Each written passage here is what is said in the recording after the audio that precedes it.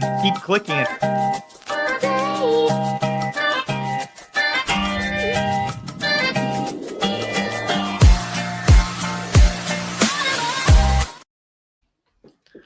Welcome back to Purrfect Takes. I'm your host, Stephen Patton, joined as always by my co-host and dear friend, Jacob Acquire. And today wraps up our last off-season podcast. We are going to talk about the last position group that we feel like we need to touch on. We're going to skip tight ends, offensive linemen. I'm sure to some of our listeners that's disheartening, but I think the safety group really is a good fitting end before training camp kind of kicks off this week and really begins the start of the 2025 season, which, by the way, the Charlotte Hornets, as of this past weekend, are your NBA champions. We won't discuss how they've acquired said championship, but they are champions. Any other news we should touch on before kind of wrapping up the offseason heading into this new year? I like the Hornets shout. They are officially champions. Doesn't matter if it was the summer league or whatever. They did get rings. There's trophies. The first round pick, Con Knipple, was the MVP. So cool stuff there. That's another trophy to add to the dusty, empty shelves there. It's that one and the rivalry trophy we have, like the I-85 trophy with the Hawks, which is a big bronze pig. They call it the barbecue trophy. So we have 2 trophies now, which is awesome. Hang the banner. But as far as news goes, we're getting into training camp, right? So we're going to have like the holdout stories. Trey Hendrickson, not in the state of Ohio anymore. He posted today that he is in Florida. Apparently negotiations broke down. I think it was over guaranteed money was the reporting. And listen, the Bengals have been doing him wrong this whole time. And I think he's finally at a breaking point. I was surprised he was willing to sit back down with them. I think he's at a breaking point. I don't think he is going to play for the Bengals this year. I don't know why they haven't traded him.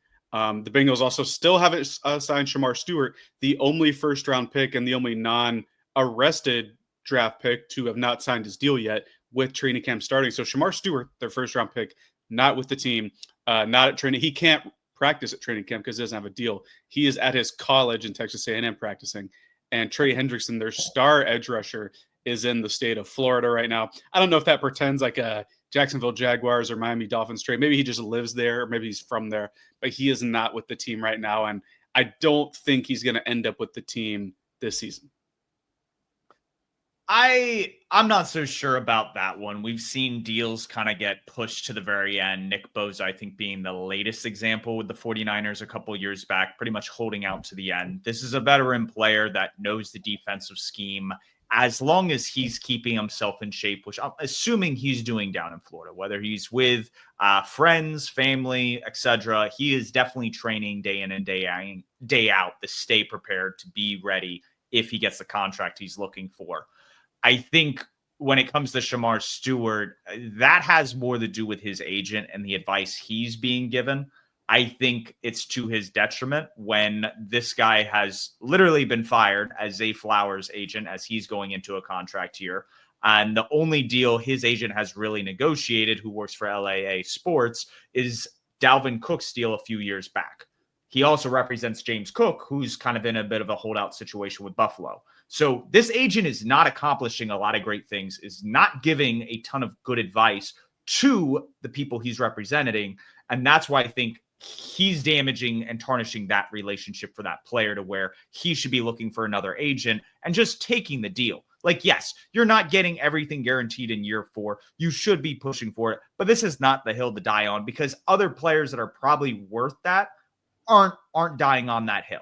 And so that's where it's like, I think you need to take a step back and just like look at the reality of the situation, because if he were to go back to college, the chances of him being drafted in the first round again next year are very low, which means he's going to make less money in the league than he would if he just signs right now. And I think that's what a lot of people are getting at. With Trey Hendrickson, though, I think this kind of segues more into another player you want to talk about. Again, another holdout situation kind of caused by Myles Garrett and TJ Watt's contract this past offseason. I agree to an extent with what you're saying about Stewart. I think it's interesting, right, that notoriously the cheapest organization is at the forefront of both of these. Same position, same year that these two have gone through this. So I think it's just natural to tie it back to the Bengals organization. The guy you're talking about, Micah Parsons, with the Cowboys, I don't think he'll end up not playing with the Cowboys. I think normally they'll get something done because they always wait till the very end to get something done. But I just wrote his name on here because the way that owner Jerry Jones was talking about him, talking about Dak, talking about other players that they have signed, and giving like a hint of regret to signing them. It's very like diminutive speech toward the players, which I never think is good. I honestly think they should hand the microphone to Stephen Jones, his son, who's, I believe, the president of the team. I still think Jerry Jones is like the executive president or the general manager or whatever, but he does more harming than good at this point. And I think they need to transition, give a little transition of power there, because saying like, oh, we paid Dak and he missed 2/3 of the games. And, oh, well, Micah, well, he called him Michael Parsons, by the way. Michael missed 6 games last year. He's not fully healthy. He only missed 4 games and came back tip-top shape. He actually came back against the Panthers and wrecked us in that game. So, like, we know how good he can be. I just think it's weird that Jerry Jones would go out of his way to say stuff like this when time and again, you have waited till the last minute, hurting the organization to sign these guys when you could have done it earlier. And to your point, with Garrett and TJ Watt both becoming the highest paid non-quarterbacks one after another, that's just more money that they're going to have to pay Parsons, because he's not taking a penny less than those guys who are closer or past 30 than Micah Parsons is. Yeah, he's getting over 40 million. Just the question is, how much over 40 million is Micah Parsons going to get when he signs? The intrepid thoughts from Jerry Jones. Like, I think as an owner and him getting like to the point where he knows he's on the back 9 and there's not much more time, I think it's regret and resentment because he hasn't seen a title or playoff success in like over 2 decades. And part of that is his own fault. But I think that's more just like when he's talking about regret, he's letting those thoughts creep in of just like how he feels about the situation. Like, yes, Dak did miss 2/3 of the games. We've seen a couple of these other season-ending injuries when Dak is either in a position where he's trying to get a new contract or just got a new contract. Like, that seems to be the story of the Dallas Cowboys the past 10 years, is that whole Dak dynamic. When you talk about your star defensive player who barely misses time and had a few missed games last year, like, what are we doing? Like, that's more, I just think, like, allowing the issues surrounding Dak's injuries to kind of like cloud over his perception of Micah. And it's not fair to him. I think it's why he just simply retweeted JJ Watt's quote tweet of the comments of saying that these guys put their bodies on the line.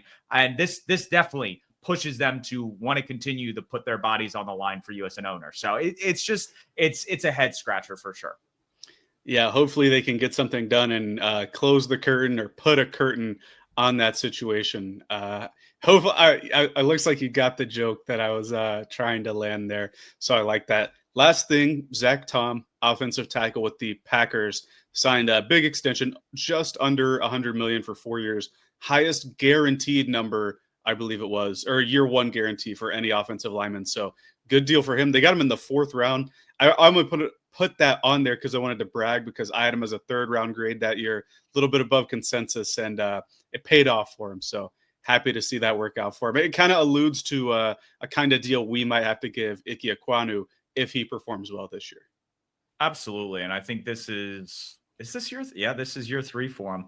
No, this will be year 4. Year 4. Yeah. Mm-hmm. So early extension would have been this past offseason, but yeah, this is kind of the make or break for him if we're going to continue with him as the left tackle, or if maybe we decide to go in a new direction. But I think using a top 10 pick on a guy that has gotten better, it's trending in that direction, to where, exactly like you said, Zach Tom's deal outlines what a potential extension might look like. But to the meat and potatoes of today's episode, we are talking about the Mount Rushmore of safeties. So we have 4 dudes that have made it. This was, I think, pretty clear cut. We had one guy kind of teetering on the edge, but I think over the past 25 years, we've seen a lot of great safety play, and this probably doesn't include one of the greatest of all times. And this is why I think we should probably start retroactively, like we have with some of the old heads, and talk about Ronnie Lott, a guy that was drafted in the top 5 in the 1981 draft to the San Francisco 49ers, started his career as a cornerback, and really made a name for himself of just being a punishing hitter, and to the point where like he wrecked dudes. I think he, on the Football Life, was kind of showing how he almost tackled guys. He would stick his arm out as if almost like a clothesline, and use that as a way to just ram players across the middle, catching seam balls or little crossing routes. And it's insane to just even think about using your body in such a manner to like hurt people. And that's why some of the hits that we saw back in the 80s become more and more illegal as time went on. Yeah, he'd be what we call a walking 15-yard penalty nowadays. And I say that as a compliment because I think some of the hits today are a little bit, or not hits, some of the penalties are a little bit ridiculous. But to Ronnie Lott's credit, 10-time Pro Bowler, played for 14 years, right out of the gate as a rookie, first team All Pro. And this was in an era where defensive players, I think, were more likely to win some of those bigger awards. He was sixth in MVP voted as a rookie, sixth in defensive player, just came up short in defensive rookie of the year, but then Pro Bowl, Pro Bowl, Pro Bowl, little bit of a gap year there. And then 6 straight all pro seasons, 5 of them were first team. And in all of those seasons, he was a Pro Bowler. Really good player that contributed a lot to the winning that the 49ers had in the 49er era, the Joe Montana, the Steve Young, right at the tail end of Montana, but really into the Steve Young years, where Ronnie Lott was able to perform. At the end of his career, just like a lot of players, right, ended up on the Raiders and the New York Jets.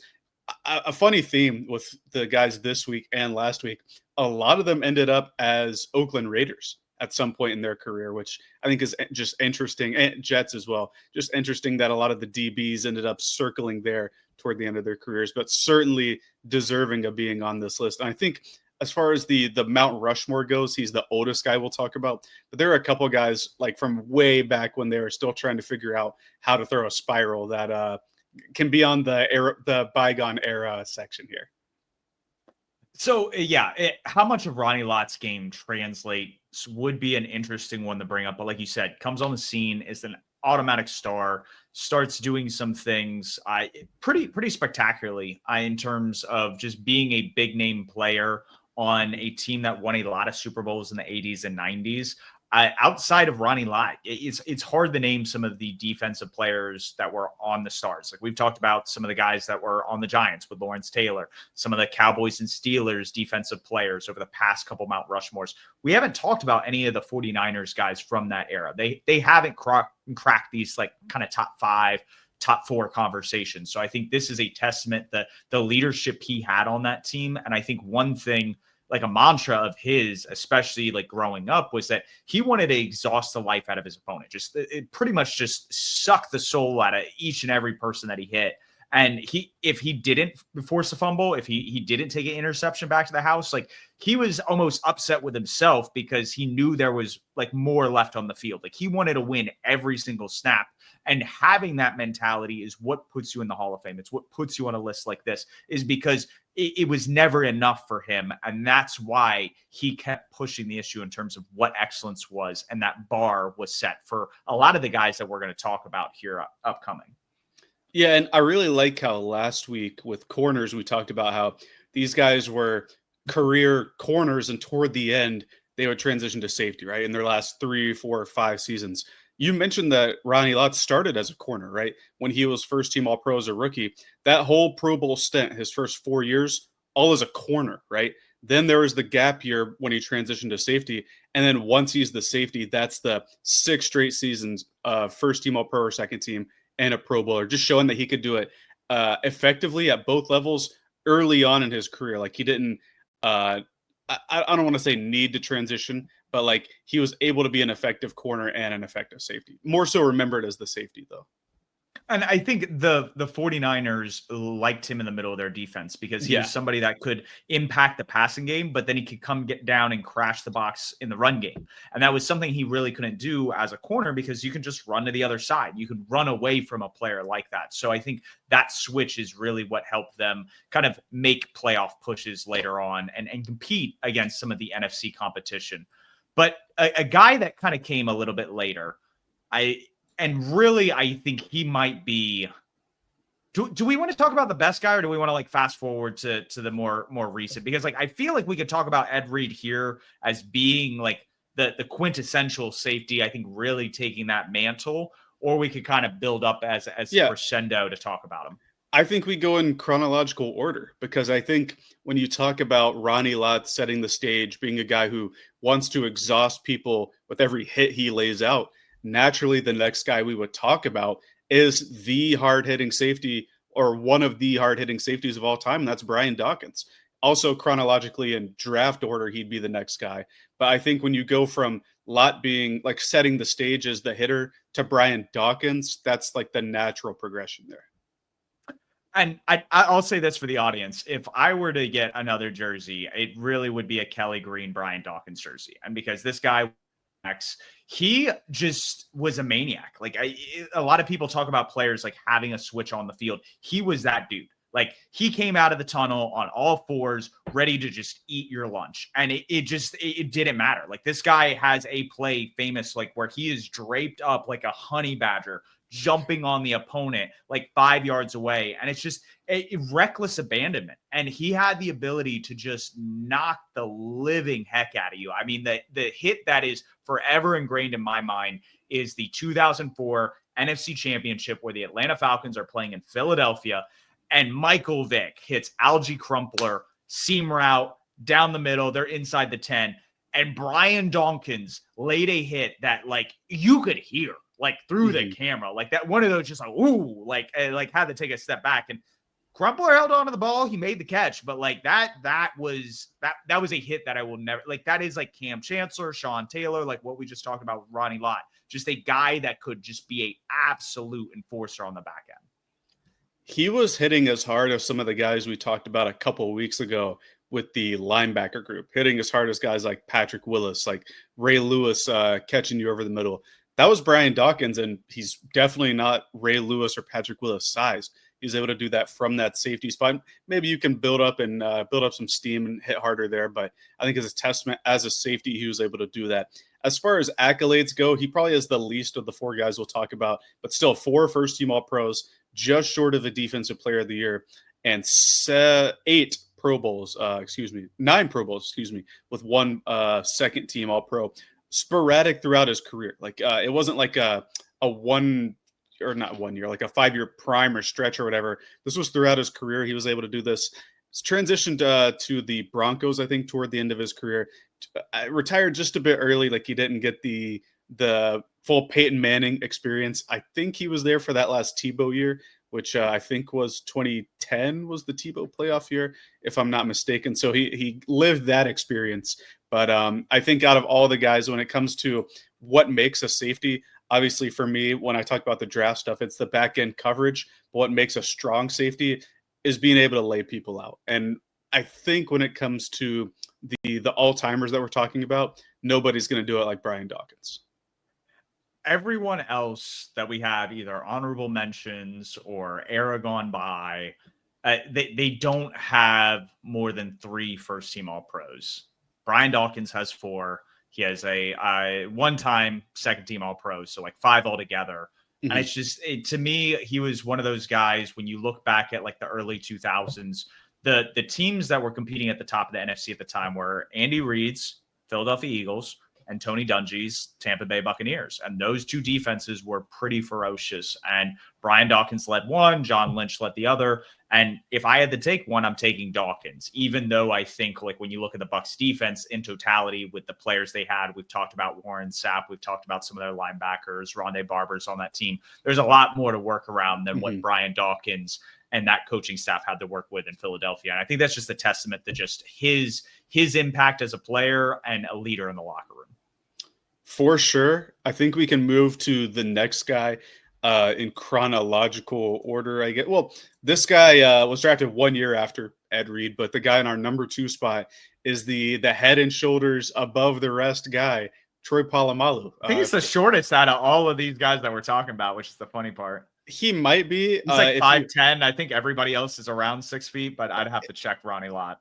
If he just got his hair done and it's standing up really high, I think he's got everybody else. Maybe not Ed Reed beat, but if you're going like from scalp to toe, certainly the shortest guy on here.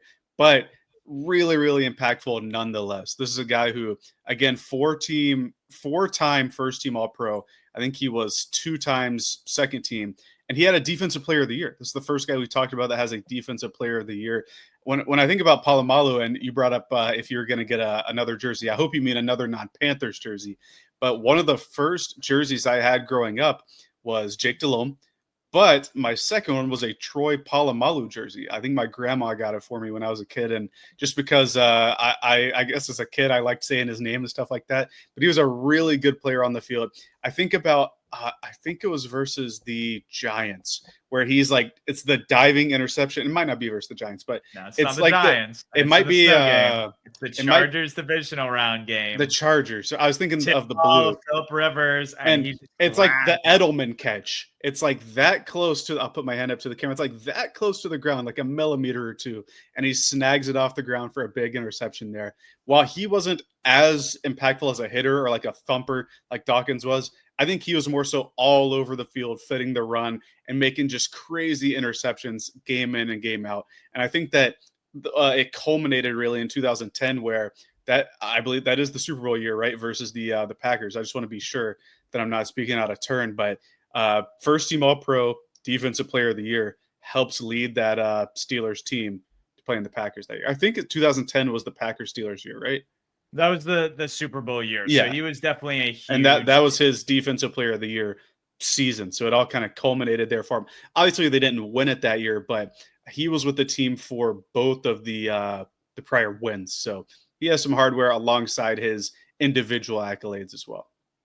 The one-handed interception that we're talking about against the Chargers at home was during the 2008 playoff run. And I remember that weekend not so fondly, just because I think it was the night before the Panthers had just gotten their teeth knocked in by Kurt Warner and Larry Fitzgerald. And I was the last time the Cardinals have ever done that to us, by the way. We own them since then. Yeah, they have. I mean, the next year we spanked them in their own house, but it would have been nice to do that particular year. But in that weekend, I remember that game in particular, just how many times that Troy Polamalu interception was replayed. And they would go on to win the Super Bowl that year. They played the Baltimore Ravens the following week. They beat them in a grudge match, and then they played the Cardinals in the Super Bowl, who I just mentioned. So it was really cool to see Polamalu's impact. He jumped across the line several times, the tackle or sack the quarterback, and it was just always special to see his timing and just him really embrace the Tasmanian Devil mantra and kind of feel he had for the game. The only thing I wouldn't say it's not regret or remorse. It's sympathy. It's sympathy for the fact that because of his hair and because of some of the times when he would intercept the ball or return something, a player would take the liberty to tackle him with his hair. And that is a completely legal move. So I think that's the only thing to really touch on that's just random about Troy Polamalu, that like during his playing, a couple of those highlights, like, damn, that's not illegal, but it might as well be, because it's a borderline horse collar type play. So the last thing I would say about Polamalu, and it's hard to, like, I'm thinking about all the other guys we've talked about on all these other lists. He's one of he certainly isn't the only, but he's one of the only lifers out of all the guys we talked about. Ed Reed obviously played for multiple teams. The two guys we already talked about played for multiple. All the corners we talked about last week. Kuechly was a lifer as well, but that was only for 9 seasons. Patrick Willis as well. Polamalu and Ray Lewis, I guess, are like the only 10-plus year lifers that come to mind when I think of these guys that are so good on the Mount Rushmore, but spent their entire careers impacting one franchise. I think that's just cool to have on your resume there. It's like almost like statue worthy-esque. And like, obviously Sam Mills wasn't a lifer for Carolina, but he helped start the franchise. And it's just that, like, where you are a true cornerstone for them. I think for the Baltimore Ravens in particular, like, that was the guy they drafted the first year that they were on the scene. And like you said, he was a lifer, helped them win 2 Super Bowls. They haven't been back to the Super Bowl since. So it's just that kind of impact and that kind of legacy. I think Polamalu, like you said, shares that, and Steeler Nation, I absolutely adores him. I mean, that he is a Hall of Famer for a reason. He's talked about on this list in a special way. But as much as he ran around the field, as much as he made the big hits, like some of the guys that we've talked about before, there was a mind game when you played guys like Tom Brady and Peyton Manning, and Ben Roethlisberger and Phillip Rivers, and you can go on and on and on about these guys that won from the pocket over and over and over again in the 2000s, 2010s, and a guy that could play that chess match almost to the dot, like would play it so well that he knew what you wanted, do it, and then because of his athleticism, be able to make a play anyway. And the one that always sticks out is the game against Peyton Manning, where he gives Peyton Manning a cover one look. He cheats to the middle right before the ball snapped, where he's running straight to the middle. And so Peyton Manning sees this, and the brilliant mind he is, he's like, I'm taking the one-on-one go ball to the left-hand side, and shucks it up to Reggie Wayne. And Reggie Wayne has a step. So you're thinking, man, we got ourselves something here. Ed Reed knew he was going there the whole time. As soon as he hits the middle of the field, he immediately starts sprinting to the sideline and picks it off. Like that kind of brilliance and then athleticism to even pull that off. Like, I don't even know, as much as we talked about Deion Sanders coaching up wide receivers, I don't know if he strictly played the safety position, how well he would have been able to do that, to where it's like, I know what you want to do, so I'm going to give you the look you want to, and then I'm going to make you pay for it. Like, that's just, and that's Ed Reed in a sentence. Like, that he was able to make it look one way and do another, and there was really nothing you could do about it at times. Like the best comparison I can think of across sports is like when you're playing soccer, especially when you're taking penalties, you can kind of set up the goalie if they haven't already chosen which way they're going to dive, which most goalies do. But if they haven't, you can kind of set them up with your ticks, and that's what Ed Reed would do. Like you talk about a guy like Kuechly being so good in his preparation. It was about his preparation. Ed Reed was almost that level on the back end, or maybe he was that level. If you're a big Ed, we're a little bit biased as Panthers fans, but I think it's that level on like, the back end. Who else is even there? Nobody. Like Earl right? Thomas, and and he's not there. Not even close, in my opinion. But Ed Reed's doing this from the furthest vantage point, from the furthest point away. We talked about how it's a good idea to have safeties at the end, right? Because they're the final defense on your defense. They're the final bastion before the touchdown, right? He was that guy all over the field. You saw, like, he set Peyton Manning up. He set so many people up because they're like, oh my goodness, there's not a guy there. I can do it. But Ed Reed not only was smart enough, he was a monster athlete and can cover that space so fast, get there, make the play, break it up. And it just, throughout his career, he was able to do that. Every year that he was healthy, basically he was an all-pro or a Pro Bowler, a 6-time, or excuse me, I think it's 5-time first team All-Pro, 3-time second team, the defensive player of the year in 2004, and to this day remains the all-time leader in interception return yardage. He was housing some interceptions. Like, he was the guy. I can remember, I want to say it was against the Bengals maybe, where he caught a ball in the end zone and they're like telling him to go down. He's like, no, I want to take it to the house. And he runs through like 18 tackles zigzagging and takes it all the way to the house. Like, he wanted the touchdown scores there. I'm surprised he's not the all-time leader in interception touchdowns, but I think that was a guy we talked about last week in Rod Woodson. But Ed Reed is certainly one of, if not, in my opinion, he's the best safety to ever do it. Yeah, I think that's why we saved him for last. Like, this is a build up to, I don't think he's the hitter that Ryan Lott, Brian Dawkins, some of the other harder hitters that we've talked about. Extremely hard hitter. And I'm about to talk about one of his traits that lent itself to that in just a moment. But let's talk about those two turn interceptions, or the Willie two, and Billick. He's on the sideline and he's reporting because the Jets throw an interception in the end zone, and he's like, get down, Ed, get down. And he starts making some guys miss, and all of a sudden he hits the 50-yard line, and Billick's like, go for the touchdown, Ed, keep going. And so, like, they just see that 180 from your coach where it's like, no, like, we don't need a mistake here. And it's just like, he literally housed it. And then there was another one against the Eagles. And this was, I think, towards the end of the 2010s, because Kevin Cobb was our quarterback. So this had to have been like 2009. It was 2008. He throws it into the end zone. Yeah, it was 2008 when the play happened. Yeah, Cobb still played in 2009, but it was that play. He throws it into the end zone. Ed Reed takes it back. I think Brian Westbrook, he like stiff arms. He jukes an offensive lineman, jukes out Brent Selleck, outruns some of the wide receivers. And it's just, he was the athlete that could pull off some of the spectacular plays because of the mind game. And it was just it's like if you gave Eric Weddle the athleticism of like Earl Thomas, like some of those players that like they were smart enough to play the position, but they weren't able to make the play. And Ed Reed could do both. And so I think that's why he's number one for both of us. Bill Belichick is famously known for saying that if he had Ed Reed, he'd actually play him on special teams a lot more, because having a guy come off the side and have the ability to block a punt like Ed Reed could, that's the other thing we haven't talked about. He returned a lot of block punts. Like I think he's the only player in NFL history to return a punt for a touchdown, to return an interception for a touchdown, and to return a block punt for a touchdown. And I think there's another return touchdown. He didn't have a kickoff, but it was like just one of those things where he had several return touchdowns in some weird, funky ways. And nobody else really can have claim to that, just because he's all over the place when he's on the field. I think the Luke Kuechly comparison, as we've talked about it, I'm growing more and more toward the Luke Kuechly comparison, where I think these guys are respectively the best at their positions all time. And a lot of it is the preparation, the mental aspect of the game, because Kuechly, he was a monster athlete, right? He wasn't as hard a hitter as Patrick Willis or Ray Lewis, right?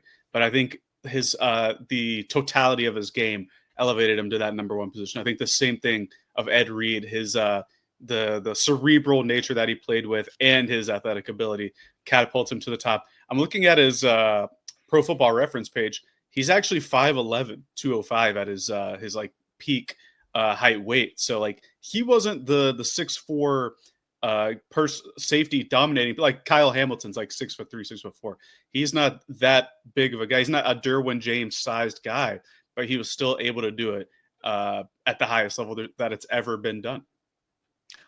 Yeah. And what I will say is, moving forward, because the game has shifted and a lot of the guys we talked about, and Ed Reed started as a strong safety, this era of like hard hitting dudes on the back end, it's kind of going away because of all the penalties. And then when you do see some guys embody that, like Hufanga with the 49ers a couple of years ago, he ends up getting hurt just because that style of play. It's like, you are a bruiser, you're a punisher, but like your body's got to take the other end of that impact. And just the fact that I think when we talk about these players playing in a much more physical era of football and having the longevity they had, just makes it all that more impressive, because I don't see it in the modern era, especially with how pass heavy things have gotten, to where like the safeties you want in this game are like Kyle Hamilton's, guys that are like more rangier, can cover, can definitely come up and make a tackle, but these aren't guys just making these bruising hits. And I think that is a discrepancy and something that we're probably may never see again from that position. I agree. I think, because people are bigger, faster, stronger now, right? That's just how time progresses, right? It's the same thing with the NBA and other sports like that. And like, obviously there's not a Gronk right now, but like somebody like Brock Bowers, who's like 270, 6'5", and is it like runs receiver routes. If you're going to have to hit him every play, obviously you're going to miss some time throughout your career. And I think as far as players now that have a chance, I think you're right. I think the pickings are very slim. I wrote Hamilton on the like has a chance section, because through 3 years of his career, he has a first team and a second team All Pro. If he elevates the first team to like 4 or 5 and the second team to like 2 or 3, he has a good chance of making it on here if he can have some memorable moments throughout his career. But outside of Hamilton, who I think is like pretty easily the best safety in today's game, I just don't see any of today's current guys translating, like even on the back end of their careers, like Harrison Smith, who's a great player all time.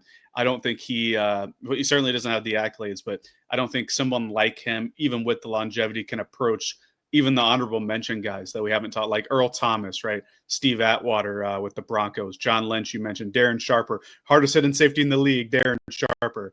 And then even the guys in the bygone era, like Paul Krause, who still has the most interceptions of all time, which is kind of unbelievable for a guy who played in the 50s and 60s. But still, like, it's hard for a player today to break into that mold there. And I think you're right. I think it's because the style of play has changed so much. Like Hamilton's going to have the most interceptions, maybe the second most interceptions ever, I think, to have a chance to get on here or something like that. And that's also going to be hard in today's NFL, because if you have a good cover corner, like There's enough teach tape where you just don't throw the ball towards that player. And like that's a get. Like Sauce Gardner doesn't have a lot of interceptions. If he played 10, 15 years ago and he's just draped over the number one, eventually you're going to try to get the ball to your number one wide receiver. It's not like you're moving your number one to get advantageous kind of alignments. And there was some of that back then. I'm not trying to dissuade that. I'm just saying the game has gotten a lot more complex to where it's sometimes hard for some of these players to rack up a bunch of interceptions, rack up a bunch of tackles because the ball's not going their way. And so I think that is going to be a detriment to Kyle Hamilton and a lot of other players moving forward. But it's also the flag element. I remember like Thomas Davis getting flagged for like legitimately, I think, legal hits. Like there comes a point like when you have players of different heights and sizes and guys going at each other at different angles, you're going to have helmet on helmet, shoulder on helmet kind of contact to where some of it's incidental. It's just like that's the nature of the beast. And it's unfortunate to see that. And because of that, that's why it's like we haven't seen a Cam Chancellor since Cam Chancellor retired. I mean, you have some of these harder hitting safeties, but it's not the same as it was. And I think that's part of the, how do I put, like the mythos of a lot of the players that, especially the defensive players that have made it onto our list. Guys like Patrick Willis, Urlacher was a honorable mention, but Ray Lewis, right? Cam Chancellor, we mentioned. Some of like you're not allowed to hit like that anymore, and I think that kind of takes away from the memory that we will have of these players because you and I grew up watching football. You more so than me because I didn't really remember watching football in the early 2000s, but in the 2000s and 2010s when there were still a lot of hard-hitting players in the league, and we might overvalue players like that. Like I thought about Cam Chancellor when we were doing the notes and typing like the honorable mentions and stuff. He doesn't have near the act like the all pros that some of these other guys have, but in my head, he's like one of the most fearsome players, right? And I think that taking that element away from a lot of the players in today's game is going to just maybe leave more players to be forgotten over time, which is sad to think about. But I think that's just the reality of the game today as we try to protect the players more, which ultimately is the better thing. It is. And especially with all the history that's come out with CTE and trying to protect players, not only when they're in the league, but outside of the league, right. Especially with some of the stories that you've heard with Junior Seau, Demaryius Thomas, things like that, where it's just, those are heartbreaking, heart-wrenching stories. And you want to avoid as much of that as possible. But again, to like a player like Greg Olson's point, these guys know this is a gladiator sport. And so it's finding that balance to where you still have that nostalgia element and you're still protecting your players. And it's always going to be a fine line. And money is always going to be at the forefront of it. So whatever is going to make people the most money, that's probably the direction it's going to go. So I think that pretty much wraps up our discussion on safeties. I think this is really good to highlight kind of some of the best hitters. And the point of this series, similar to what we're going to start doing here over the next couple of weeks, is to give ourselves a baseline. Like when we use the term generational, or this is an all-time great kind of player. Like, what are we comparing to? Like, what is the benchmark? What is the bar at some of these positions? Because, like, yes, when we talk about the Ravens, it's fitting to use that for a Kyle Hamilton, for a Lamar Jackson even. But Ronnie Stanley, Mark Andrews, those are good players. They aren't like Hall of Fame type guys. And I don't think anybody is, but it's that kind of discrepancy where there's clear tier division lines when we're talking about and breaking down rosters. But Purrfect Takes, the last one of the offseason before the season officially kicks off for us. I'm going to lean towards that Traven Moehrig, the Carolina Panthers free agent safety, racks up, I think, 5 turnovers. And the way I'm going to, because I was going to say interceptions, but like knowing my luck, he's going to end up with like 4 interceptions. And I'm going to say forced fumbles. I'm not going to say fumble recoveries. I think fumble recoveries are a little lucky, but when you're able to force them and get a couple of interceptions, I think he has at least 5 turnovers. And that is going to be a huge difference for a defense that couldn't force much of anything last year. I like that a ton. And I like that you mentioned turnovers because last year when he kind of had his breakout, his best season, the Raiders used him a lot closer to the line. Like he was kind of a multi-tool for them, if you will. And he's a hard hitter. So I can certainly see fumbles forced and interceptions both coalescing to being 5 or more. So I like that one a lot. I'm going to go with kind of an easy one as we wrap up here. I'm going to say Kyle Hamilton gets another All-Pro this year. I think first team or second team? Do you want to lock in the first team? Let me see which one it was this past season. That's gonna make a difference for me because I think he got second team this past season. Yes, he got second team, which is insane to me. McKinney was first team, right? McKinney was first. Kirby Joseph, I think, was first team. While we're talking about it, pro 2024 NFL, I think it was Kirby Joseph was the first teamer. It was McKinney and Branch. It was Brian Branch, because Kirby Joseph, I think, was second team with Kyle Hamilton. I think you're remembering Kyle. Maybe Kirby. It says AP first team for Kirby, and that's kind of how we base ours is AP, the Associated Press. So Branch must have been the second team AP safety. No, it was Derwin James and Hamilton, I think is what it was, or Buda Baker and Hamilton. One of those, and Branch was the DB that's right, choice. Buda Baker. But yeah, so he didn't get first team this past year, which is kind of crazy to me. But then again, it comes back to the interception numbers, right? I don't think either of us can say that Joseph is a better overall player, but he had a ton of interceptions, and he was the impact player on a Lions defense that lost everybody else outside of Brian Branch, right? So that makes sense. So, you know what? I will lock in first just to make it more interesting. I like it. But it's hard for me to envision Xavier McKinney getting that many interceptions again, Kirby Joseph getting that many interceptions again, especially if the rest of the Lions defense is around him and healthy. I think more of the attention will go to guys like Aiden Hutchinson, maybe to Terrion Arnold, who was their first-round corner in last year's draft. Maybe more of the attention goes there. So I'll just say that Hamilton gets another first-team All-Pro, and if we're doing this in 10 years and we want to revisit this, maybe he'll have enough by then to sneak on to that fourth spot. I like that. A guy that we didn't mention today that might have a shot, and it was just as we were talking about these first and second team, is Buda Baker. And I think with what the Cardinals have done on defense, this is a guy that has already 2 first-team All-Pros, 2 second-team All-Pros, and maybe he racks up another first-team All-Pro this year with that front 7 kind of being rebuilt. So just a guy to kind of keep the eye on. And then you love your guy in Detroit, Brian Branch. I think he has the making, as long as he can stay healthy over the next decade, of being a versatile playmaker on the back end. Where, again, when we talk about these modern safeties, again, it's rangy, it's versatile, it's Kyle Hamilton, it's Brian Branch. Like, that's the new mold. And there's nothing wrong with those players. It's just it's not the era of safety play that we necessarily remember as kids. And I think, like, if anybody's going to embody that, it's probably going to be linebackers moving forward, just because, again, they're closer to the line of scrimmage. You can see some of those bigger hits from a legal standpoint between like a running back and a linebacker than you can from like a safety. For sure. Buda Baker, 8 years in the league, 7 Pro Bowls. So I apologize. I knew you were good. I wasn't fully familiar with your game like this. I hope just for the sake of our team drafts, I hope he doesn't get another first team All-Pro, but looking at his track record, he might. So I think that's going to wrap up safeties. Like you mentioned, people reported, the veterans reported to training camp today for 31 teams. The Chargers have already practiced. They always start a week early.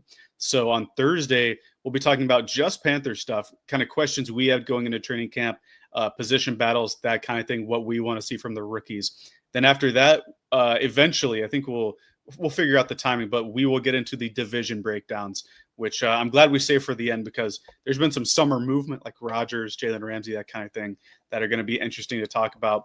Funny enough, that's probably going to be the first episode being the AFC North. But until Thursday, you can find us on Spotify, Twitter, YouTube, Apple Podcasts, wherever you get your content. Keep pounding.